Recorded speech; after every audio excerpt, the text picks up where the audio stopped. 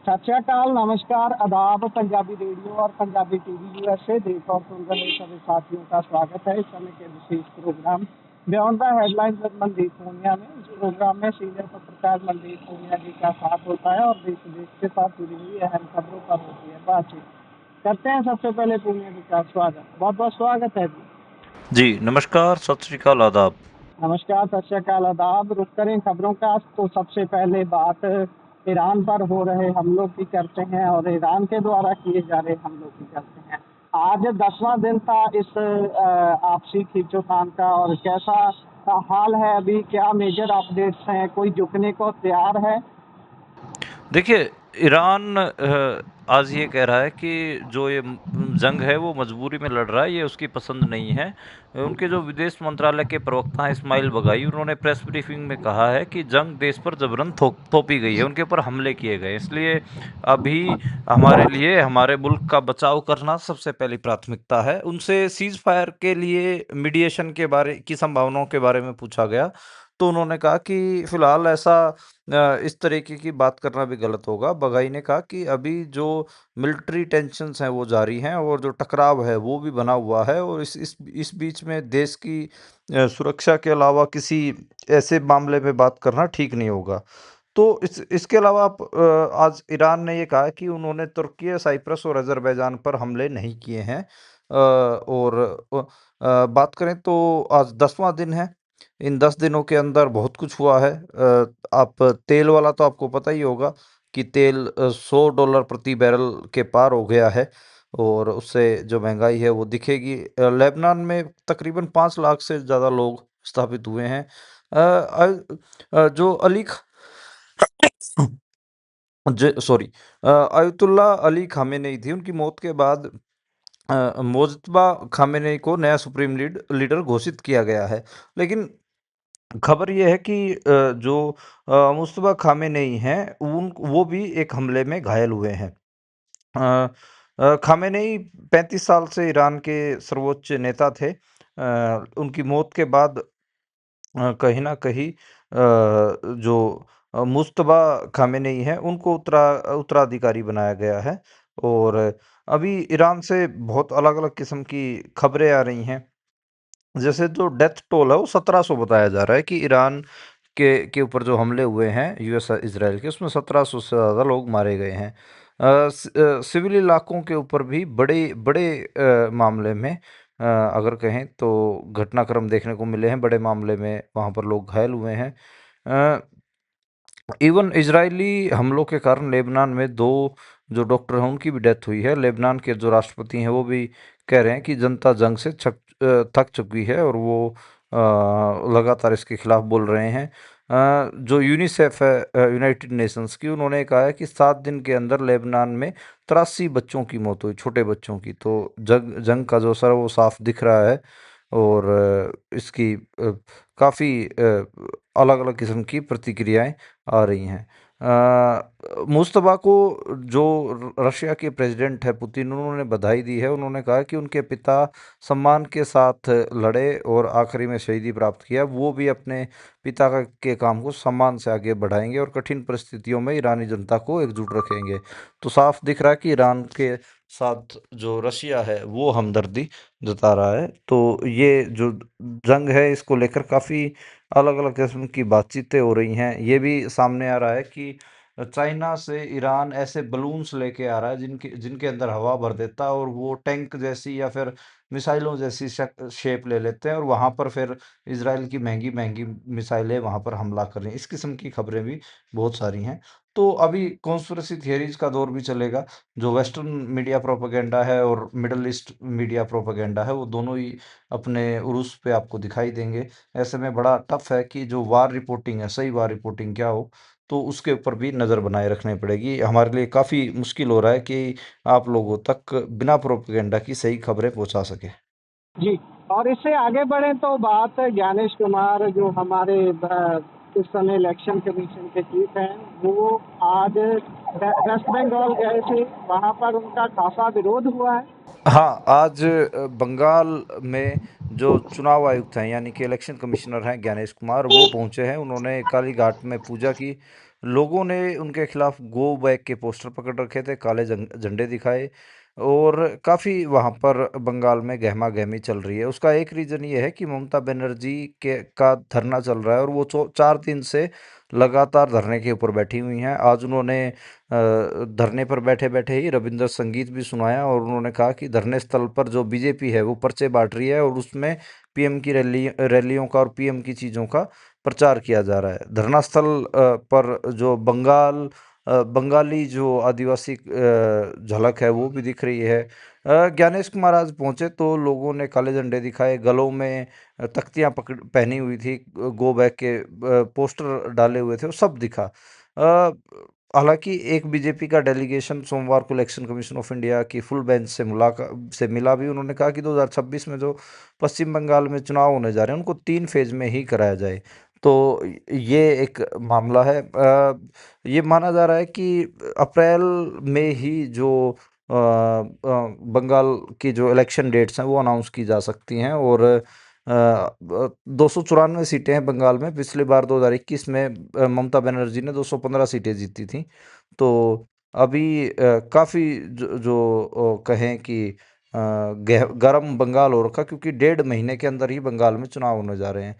ज्ञानेश कुमार जैसे ही एयरपोर्ट पर उतरे थे, उनके एयरपोर्ट से लेकर होटल के कमरे तक पहुंचने तक जो बंगाली नौजवान थे उन्होंने उनका कहें कि विरोध किया है। तो काफ़ी वहाँ पर गहमा ये बड़ा अजीब लगा कि एक इलेक्शन कमिश्नर हैं, वो वहाँ पर पूजा पाठ कर रहे हैं काली घाट पे जाके और वो एकदम से बीजेपी नेताओं से मिल रहे हैं। तो वो थोड़ा मुझे अजीब लगा, उनको ऐसा नहीं करना चाहिए था। इलेक्शन कमिश्नर बड़े सौम्य ढंग से सारी चीज़ों को प्राइवेट रख के अपना सारा कुछ करते तो वो ज़्यादा बेहतर था। और अगर इससे आगे बढ़े तो एक महिला जिसको विदेशी बताकर 2 साल तक डिटेंशन सेंटर में रखा गया, आखिरकार उसको भारतीय नागरिकता मिल गई है। पूरी खबर क्या है? असम में डिटेंशन सेंटर बनाए गए थे कुछ दिन पहले भी हमने इसके बारे में बात की थी। एक फॉरेनर्स ट्राइब्यूनल बनाया गया, उस फॉरेनर ट्राइब्यूनल ने उस महिला को विदेशी घोषित किया और 2 साल से ज़्यादा समय तक वो डिटेंशन कैंप में रही। लेकिन पिछले सप्ताह ही उनको भारतीय नागरिकता दे दी गई। इसको लेकर मतलब बात करें तो ये जो पूरे घटनाक्रम है 2019 के बाद ये चीज़ें गर्म होने लग गई थी।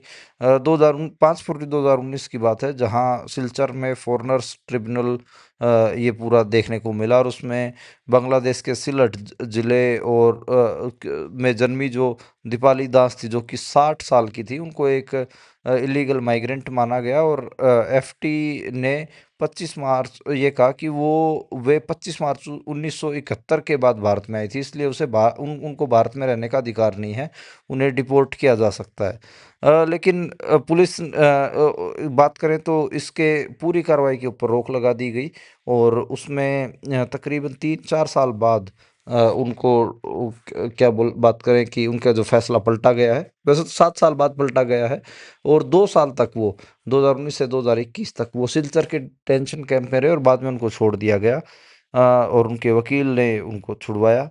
खैर ये बड़ा अजीब है कि एक महिला को, वो भी 60 साल की बुजुर्ग महिला को डिटेंशन सेंटर में रखा, जबकि वो 1970 के दशक में ही भारत में आ गई थी और उनके खिलाफ फैसला सुनाया गया। अब उनको भारतीय नागरिकता दे दी गई है। ये असम और जो बंगाल हैं या फिर नॉर्थ ईस्ट स्टेट है जो 7 मणिपुर वगैरह, उधर तो ये काफ़ी इसको लेकर बातचीत होती है कि किसी को भी वहाँ पर फ़ॉरेनर डिक्लेयर कर दिया जाता है, किसी को भी उठा के कहीं पे भी डाल दिया जाता है, तो ये बड़ा अजीब है।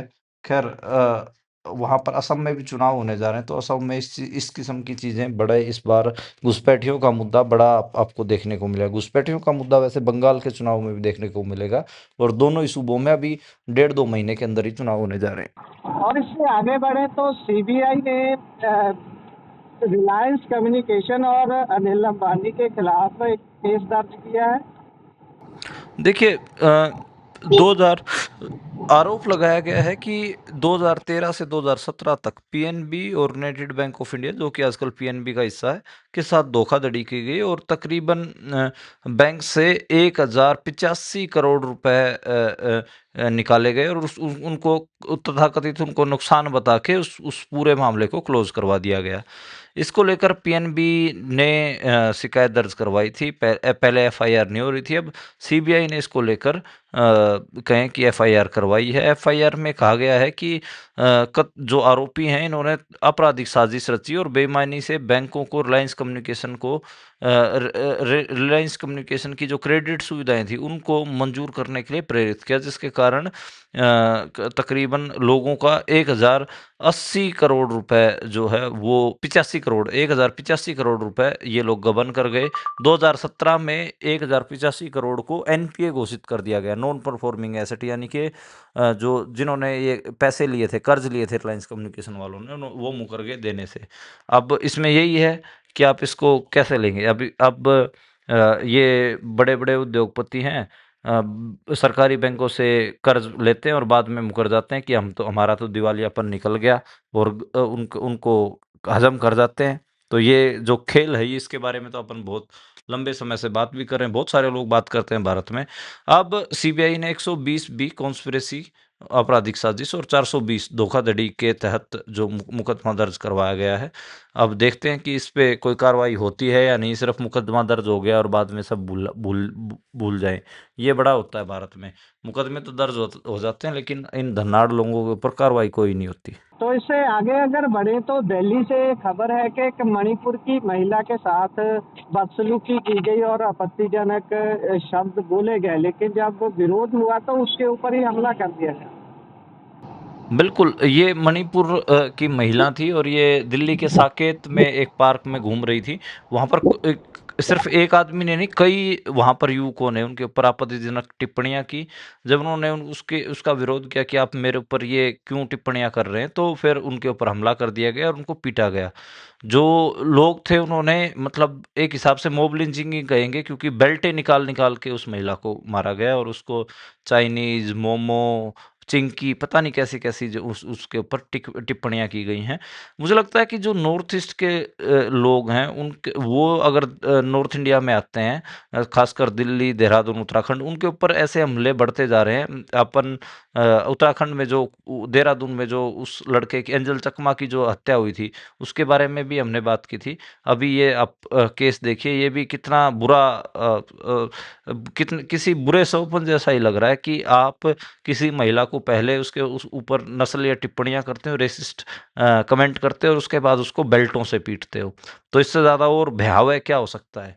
मतलब एक हिसाब से मॉब लिंचिंग तक आप जा रहे हो। पहले आप उसको चिढ़ा रहे हो, खिजा रहे हो, और फिर मॉब लिंचिंग तक आप अपनी चीज़ों को लेके जा रहे हो। ये नॉर्थ इंडिया में बहुत ज़्यादा बढ़ रहा है और इसके बहुत नुकसान होंगे। साउथ इंडिया वालों को और नॉर्थ ईस्ट इंडिया वालों को काफ़ी यहाँ जो हिंदी बेल्ट है उसमें चिढ़ाया जाता है और उनको खिजाया जाता है।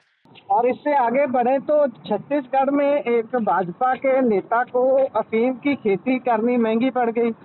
बिल्कुल, ये आपको थोड़ा हैरानी भरी खबर है कि छत्तीसगढ़ के दुर्ग जिले का मामला है और वहाँ पर बीजेपी के किसान विंग का जो नेता था, विनायक तामरकार, उसने अपने खेतों में ही अफ़ीम की खेती लगा रखी थी। वहाँ पर सूबे के पूर्व मुख्यमंत्री, जो कांग्रेस के पूर्व मुख्यमंत्री थे, भूपेश बघेल, वो खेतों में पहुँच गए वीडियो बनाते हुए न्यूज़ चैनल के लोगों को लेकर। उन्होंने दिखाया कि कैसे जो बीजेपी के लोग हैं वो अपने खेतों में अफ़ीम की खेती करते हैं और नशा बेचते हैं। पुलिस ने जो अफ़ीम जो ज़ब्त की है, तकरीबन 8 करोड़ उसकी कीमत आकी गई है। अब आप सोच के देखिए कि कितनी बड़ी कीमत की जो अफ़ीम है वो अपने खेतों में बीजेपी नेता ने उगा रखी थी। भूपेश बघेल ने पूरी एक सोशल मीडिया पर तस्वीर भी साझा की है जिसमें पूरा खेत है वो अफ़ीम की डंठलों से दिखाई दे रहा है। तो ये बड़ा हैरान करने वाला है कि जो मौके पे हुकूमत है, छत्तीसगढ़ में बीजेपी की सरकार है, कैसे वो अपने नेताओं से अफ़ीम की खेती करवा रही है। और खैर उसको पार्टी से बाद में पार्टी को निष्कासित करना पड़ा है। अभी देखते हैं कि आगे क्या कार्रवाई होगी। तो आप मान के चलिए कि नशे का जो लिंक हम कई बार कहते रहते हैं कि जो नशा है वो कोई हवा में नहीं आता तैर कर। कोई ऐसा नहीं है कि कोई दूसरे मुल्क साजिश करके भारत में ड्रोन से नशा गिरा जा रहे हैं। जो हमारी रूलिंग क्लास है, जो हमारा शासक वर्ग है, वही नशा बिकवाता है, वही नशे को लेकर आता है और वह उसी के देख-रेख में ये सारा कुछ होता है। ये जो घटना है, ये प्रूव करती है कि मतलब आपकी सूबे में सरकार है, आप उनके किसान विंग के नेता हो, किसान इकाई के बीजेपी के, और आप अपने ही खेतों में अफ़ीम उगा रहे हो, क्योंकि आपके खेतों में तो कोई आने वाला नहीं है। वो तो जो अपोज़िशन पार्टी के नेताओं की हिम्मत का भी दाग देनी चाहिए कि वो मौके पर पहुँच गए और दिखाया कि देखो कोई कार्रवाई उसके ऊपर नहीं हो रही। जब तस्वीरें और वीडियोज़ वायरल होने लगी तब जाके पुलिस ने कोई कार्रवाई की है, नहीं तो कोई कार्रवाई नहीं होनी थी।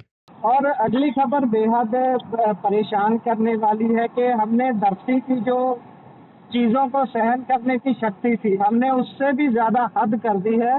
और हद क्या कर दी, हद से भी ज़्यादा ही कर दी है। क्या है पूरी खबर जो खास तौर पर इन्वायरमेंट से जुड़ी हुई है?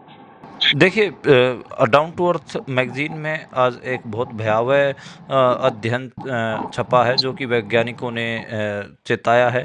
क्लाइमेट चेंज को लेकर एक रिपोर्ट सामने आई है, उसमें अध्ययन में ये खुलासा किया गया है कि जो कार्बन उत्सर्जन है, वो इतना अधिक हो रहा है कि इतना ज़्यादा है कि उसके कारण धरती अपनी सहन जो जो उसकी सुरक्षित सीमा थी सहन करने की, उसकी क्षमता से भी दुगना पार हो दुगने से स्तर से ज़्यादा चला गया है। जो कार्बन उत्सर्जन है वो 4 से 17 गीगा टन तक तो सीमित रखे तो कोई बात है, लेकिन ये जो अब मौजूदा जो नंबर है वो 37 गीगा टन है। यानी कि आप 10 को एक मिडल माने कि 10 का अगर 10 गीगा टन करना है तो 10 का दुगना भी 20 होता है। ये तो 37 गीगा टन जो कार्बन है वो प्रोड्यूस किया जा रहा है, जिसके कारण जलवायु संकट है वो गहराता जा रहा है और कार्बन डाइऑक्साइड लगातार हमारी ऊपर वाली लेयर में जमा हो रही है और उससे बहुत फास्फोरस जैसे जो पोल्यूटेंट्स हैं वो हर साल पैदा होने वाले फ्लो बहुत मतलब वो बहुत ज़्यादा उनमें बढ़ रहे हैं। देखिए, जो ये नया ट्रेंड है एनवायरनमेंट को बर्बाद करने का, ये बहुत ज़्यादा दिन तक धरती पे चीज़ों को टिकने नहीं देगा। क्योंकि पहले जो टेम्परेचर बढ़ रहा था, उससे दुगने तेज़ी से अब धरती का तापमान बढ़ रहा है। पिछले दशक में यानी कि 20वीं सदी में जो जिस हिसाब से टेम्परेचर बढ़ रहा था, उससे दुगनी स्पीड से 21वीं सदी में जो टेम्परेचर है वो बढ़ रहा है। तो लगातार धरती गर्म हो रही है, तो उसके नुकसान तो आगे आपको देखने मिलेंगे ही। 2015 के बाद ये दुगनी मतलब 2015 तक भी 20वीं सदी नहीं बल्कि इस सदी के 15 साल भी ठीक थे, लेकिन 2015 के बाद तो ये बहुत बुरी स्थिति में जा रहा है। 2030 से पहले जो पेरिस समझौता हुआ है, उसका 1.5 डिग्री सेल्सियस का जो टारगेट था, वो पार हो सकता है। 2030 में 1.5 डिग्री तक का टारगेट था। मेरे को लगता है कि वो 2027-28 में ही पार हो जाएगा। तो ये काफ़ी परेशान करने वाला है। जो हाल के वर्ष रहे हैं उनमें 35 डिग्री सेल्सियस प्रति दशक जो है वो दर हम लगातार बढ़ते हुए देख रहे हैं। और आज पंजाब के मुख्यमंत्री बोल रहे हैं कि जो फ्री हेल्थ स्कीम है वो तो कनाडा में भी नहीं है, और बहुत सारी बातें हो रही हैं, बम फटने की बात, पीए तक के वेतन बढ़ाने की बात। क्या क्या खास रहा कार्यकाल? देखिए, आज पंजाब विधानसभा के बजट सेशन का तीसरा दिन है। बजट सेशन पर बहस चल रही है। जो बम फटने वाली बात कह रहे हैं आप, वो तो कांग्रेस के विधायक हैं बरिंदरजीत सिंह पाढ़ा।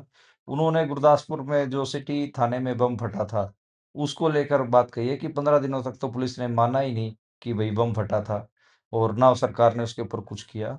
जो दूसरी बात आप कह रहे थे कि भई 10 लाख तक का जो फ्री इलाज है, उसको लेकर भगवंत मान ये दावा कर रहे हैं कि भई कनाडा में भी फ्री इलाज की स्कीम नहीं है, तो हमने की है। मैं भगवंत मान को तो हालाँकि हमारा प्रोग्राम तो क्या ही सुनेंगे, लेकिन उनको एक जवाब ये है कि भारत में बहुत सारे ऐसे सूबे हैं जहाँ में 15-15, 20-20 लाख रुपए तक के फ्री इलाज होते हैं। राजस्थान में भी 10 लाख तक का फ्री का इलाज होता है और वो बहुत पहले किया जा चुका है। तो कोई ऐसे नई बात नहीं है। बाकी जो बात करें तो आम आदमी पार्टी ने जो ₹1000 देने की बात कही है, उसको लेकर जो लीडर ऑफ अपोजिशन है प्रताप सिंह बाजवा, उन्होंने भी सरकार से सवाल पूछा है कि भई अब तो 1 साल बचा हुआ है। जो 4 साल के ₹48,000 हैं, वो महिलाओं को कब मिलेंगे? अब तो सिर्फ़ आप 1 साल देंगे। फिर आप और ये कई सारी बातें देखने को मिली। हालाँकि जो मामला है बेअदबी का हो या फिर और भी कई ऐसे इश्यू हैं जो लगातार सदन में उठ रहे हैं, उसको लेकर कोई मतलब संतुष्टि भरे जवाब पंजाब सरकार है वो नहीं दे रही है। आम आदमी पार्टी के विधायक डॉक्टर सुखविंदर कुमार सुक्खू वो कह रहे हैं कि हमारे जो पीए होते हैं उनका वेतन भी बढ़ाया जाए, उन्हें ₹10,000 मिलते हैं। तो उन कइयों को अपने पीए के वेतनों की भी चिंता है। इसके अलावा बात करें तो अ, बहुत ऐसे अकाली दल के नेता हैं के एमएलए हैं मनप्रीत याली, उन्होंने अमृतपाल सिंह के अजनाला केस को लेकर भी बात की है, एनएसए को लेकर भी बात की। भाई 3 साल हो गए उनके ऊपर एनएसए लगा रखा है, अब तो आपको मतलब कब तक आप सिखों को जेल में बंद रखोगे और आप ना ही उनको एक बात कहें कि संसद में बोलने की आज़ादी देते हैं, उनको संसद में बोलने क्यों नहीं दिया जा रहा जब लोगों ने उनको वोट डालकर जितवाया है। तो अमृतपाल सिंह का इशू भी अब की बार हमको देखने को मिला है पंजाब विधानसभा में। इस पंजाब के इस बजट को चुनावी साल का बजट, इलेक्शन ईयर का बजट है, तो इसके कई सारे चेहरे गिनवाए जा रहे हैं। इसमें कहा जा रहा है कि मालवा के किसानों को साधने की कोशिश की है, दोआबा के एनआरआईज को, माझे के पंथक वोटों को फोकस करने की कोशिश की है और महिलाओं को जो रुपए देने की बात आई है वो तो है ही है। और उसमें सूबे की 75 लाख महिलाएं प्रभावित होंगी, तो वो भी एक बड़ा नंबर है। बाकी पंजाब जो पंजाब का बजट है उसका थोड़ा-सा कुछ दिनों बाद कहीं न कहीं एक एक सीरियस एनालिसिस भी होगा। जी, और पीयू में एक प्रोग्राम होने जा रहा है, उसको लेकर आरएसएस के साथ जुड़ रहा है जो प्रोग्राम, उसको लेकर खासा बवाल हो रहा है। देखिए, पंजाब यूनिवर्सिटी में श्री गुरु तेग बहादुर जी के ऊपर एक कार्यक्रम आयोजित किया। उसमें आरएसएस के जो पदाधिकारी हैं, उनको चीफ गेस्ट बनाया गया। उसके कारण ही ये सारा विवाद हुआ। उसमें जो यूनिवर्सिटी में सत्थ पार्टी है या पंजाब नामा है या और कई ऐसी पार्टियाँ हैं जो पंजाब के इश्यूज़ पे अपनी आवाज़ उठाती हैं, उन्होंने उन्होंने नारेबाज़ी की, लेकिन पुलिस ने उनको घसीट कर डिटेन कर लिया। कई स्टूडेंट्स की पगड़ी भी उतारी और एक पुलिस एक स्टूडेंट की तो किरपान भी पुलिस ने छीन ली। तो वो भी काफ़ी इसको लेकर इसके ऊपर सवाल उठे हैं। जो आरएसएस के प्रचारक है बनवीर राणा, वो जब स्टेज पे बोल रहे थे तो एक फीमेल स्टूडेंट भी खड़ी हुई। उसने कई सारे सवाल पूछे लेकिन उनका कोई जवाब नहीं दिया। तो इसके इसके अलावा जो आरएसएस है, जब मतलब श्री अकाल तख्त साहिब से ये कहा ही जा चुका है कि भाई आप जो पार्टियों वाले हैं, राजनीतिक पार्टियों वाले हैं, आप जो ये प्रोग्राम कर रहे हैं खासकर सिख गुरुओं को लेकर, उनमें आप राजनीतिक चीज़ें ना फैलाएं। हालांकि 2004 में श्री अकाल तख्त साहब का एक हुक्मनामा है जिसमें श्री अकाल तख्त साहब ने साफ तौर पर आरएसएस को सिख विरोधी कहा था। तो खैर मतलब आरएसएस वाले सिख इतिहास के बारे में बात कर रहे हैं, ये अपने आप में चिंता का विषय है। खैर आज जो प्रदर्शनकारी स्टूडेंट थे सबको डिटेन किया और उनको पुलिस ने सिख स्टूडेंट्स को कहीं न कहीं आज पूरा दिन डिटेन करके रखा। कई स्टूडेंट्स को चोटें भी आई। और एक खबर है जिसमें बताया जा रहा है कि मोमोज खाने से भाई और बहन दोनों की मौत हो गई। तरन तारन से खबर आ रही है कि मोमोज खाने के बाद भाई बहन की मौत हो गई है। रात में अचानक उन दोनों को उल्टियाँ लगी हैं और सुबह उठे तो उनकी मौत हो चुकी थी। सुबह नहीं उठे, मतलब सुबह हुए तो उनकी मौत हो चुकी थी। तरन तारन पुलिस ने रेहड़ी वाले को डिटेन किया है। रात को इन बच्चों ने मोमोज खाए थे, उसके बाद इनका ये बुरा हाल हुआ है। अभी इन्वेस्टिगेशन जारी है। देखिए जो ये स्ट्रीट फूड है ये बड़ा ख़तरनाक है इंडिया में। वो हम कई बार बात भी करते हैं कि जो फूड कल्चर जिस किस्म से आ रहा है, मतलब आप जो ये रेहड़ी वाले हैं ये ऐसे दूसरे मुल्कों के या फिर दूसरे सूबों के जो फूड हैं उनको ठीक तरीके से थोड़ी ना बनाते होंगे। इनमें तो मुनाफा कमाने के लिए अंट शंट चीज़ें, तो एक मिलावटी खाना तो होता ही है। तो ये बड़ा भयावह है। दोनों छोटे छोटे बच्चे हैं और दोनों की तस्वीरें आज मैं देख रहा था स्ट्रेचर पे जब दोनों रखे हुए थे, तो बहुत दुःख हो रहा था। अब मतलब ये सच में ही चिंता का विषय है। मैं भी यही कहूँगा कि जो अनसेफ रेडी फूड है, उससे बचा जाए तो बेहतर रहेगा। अब 2 ही बच्चे थे इस परिवार में और दोनों ही मोमोज़ खाने के कारण इनकी मौत हो गई है। पंजाब सरकार को इसके ऊपर कार्रवाई करनी चाहिए। पंजाब में ऐसे अनसेफ फूड बहुत ज़्यादा बिकते हैं। और उधर चंडीगढ़ के पास के 22 गांव के किसानों ने प्रदर्शन क्यों किया? देखिए, आज चंडीगढ़ के 22 गाँवों ने अपने मांगों को लेकर प्रदर्शन किया और ये सारे गांव ये कह रहे हैं कि हमारी जो लैंड है उसको जो लैंड पुलिंग पॉलिसी उसको लागू किया जाए और हमारे कलेक्टरेट बढ़ाए जाएं, लाल डोरा ख़त्म किया जाए। ये एक मामला है। चंडीगढ़ में बहुत सारे ऐसे इलाके हैं जहाँ पे अभी भी खेत हैं, बहुत सारे गांव ऐसे हैं उनको ज़मीनें बेचने नहीं दी जाती हैं। सरकार कहती है कमीन को एक्वायर करेंगे, आप किसी को बेचो मत। और उनका कलेक्टर रेट भी बहुत कम है। तो बड़ा जो किसान हैं चंडीगढ़ के उनको दिक्कतें होती हैं, वो लैंड पूलिंग लागू करने के लिए बात कर रहे हैं क्योंकि ज़मीनें इतनी ज़्यादा है नहीं कि वो मतलब बहुत कुछ ज़्यादा उससे अपना घर गुजारा चला सकें। तो लैंड पूलिंग की बड़ी दिनों से जो चंडीगढ़ के किसान हैं वो डिमांड कर रहे हैं। अब देखना होगा कि सरकार क्या करती है इस पे। कहीं पे लैंड पूलिंग का विरोध हो रहा है तो ये भी एक सच्चाई है पंजाब की कि कई बहुत सारे ऐसे इलाके हैं जहाँ पे लैंड पूलिंग लागू करने के लिए आंदोलन भी हो रहे हैं। जी, शायद कि इन किसानों पर पंजाब सरकार की नज़र पड़ जाए और जल्दी से वो इनको जो ये चाहते थे वो काम करने के लिए मना लें और काम हो जाए। देखते हैं क्या होगा। इसी के साथ प्रोग्राम का समय समाप्त होता है। बहुत बहुत धन्यवाद।